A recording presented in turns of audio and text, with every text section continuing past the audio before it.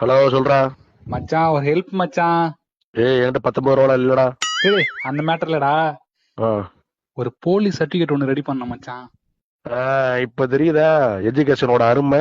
என்னமோ என்ன சொன்ன, நான் டிப்ளமோலாம் படிக்க மாட்டேன், டிகிரி எல்லாம் படிக்க மாட்டேன், எனக்கு சர்டிபிகேட்லாம் தேவை கிடையாது, படிப்புலாம் முக்கியமே கிடையாது, சர்டிபிகேட்ல வெறும் பேப்பரு, வேலைக்கு போறதுக்கு அதெல்லாம் முக்கியம் கிடையாது அப்படின்னா இன்னைக்கு வேலைக்கு தேவைன்னு கேக்குறாங்களா? எந்த இன்டர்வியூக்கு போனேன்?